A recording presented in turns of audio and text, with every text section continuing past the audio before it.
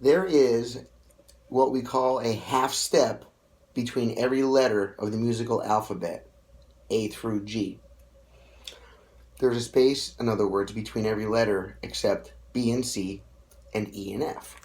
If we start on C, we write the alphabet C, D, E, F, G, A, B, C, back at C again.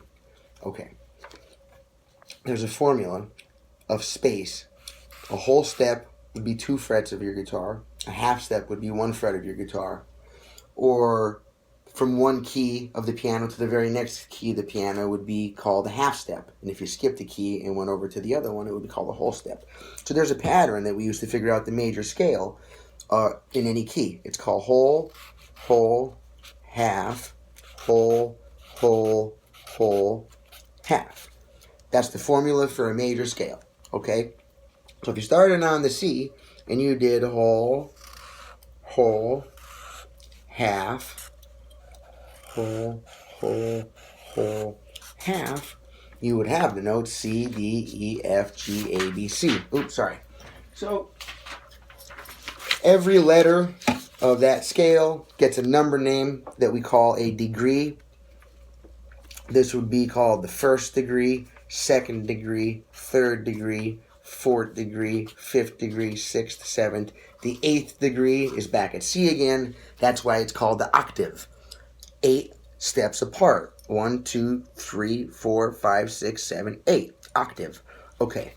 Now, so all of the formulas that we use to figure out what notes make up chords or what chords are making up the chord progressions, those numbers are coming from these numbers right here. So to make a major chord, you need the first, the third, and the fifth. So the C, the third would be the E, and the fifth would be the G. So if you have a C, E, and G, that makes a C major chord. If you have the flatted third, and the fifth, that's the formula for a minor C. So then it would be a C flatted third, which would be E flat, and then G, and then those 3 notes make up the C minor chord. And then also when we're talking about chord progressions, like a 1-4-5 blues, okay, we can say 1-4-5. That's the most common blues progression that we've been doing so far. The 1 would be the C. Look, the 4 would be the F, and the 5 would be the G. Now we could do this in any key. So we could write this out in the key of A, right? You go A.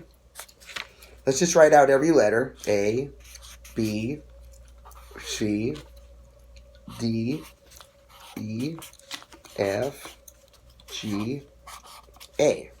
Now in between A and B, you've got A sharp.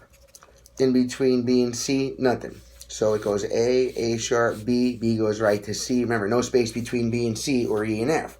So then C, C sharp, D, then D sharp, then E goes right to F, then F sharp, then G sharp, and then A. And if it was a piano, the keys would literally be white and black. The letters are the white keys, the sharps in between them are the black keys. And if you notice on a piano, every so often there's 2 white keys next to each other. That is your B and C or your E and F.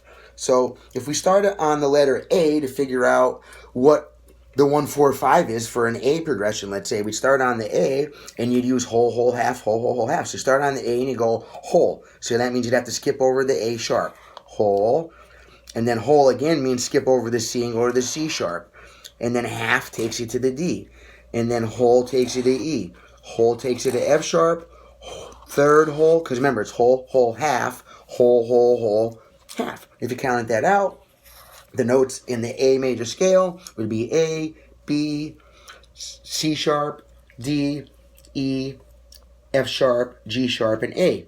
Once again, every one of those letters gets a number, and then we can call out, for example, the A is 1, the B is 2, C sharp is 3, D is 4, your E is 5, your F sharp is 6, your G sharp is 7, and your octave, which is your back to A, is your 8th. And now, so the chords from the 1-4-5 progression for A are going to correlate to the 1, which is your A, your 4, which is your D, and your 5, which is your E. So I hope you guys and girls find this information useful when I'm talking about half steps and whole steps and the space between these letters. Okay?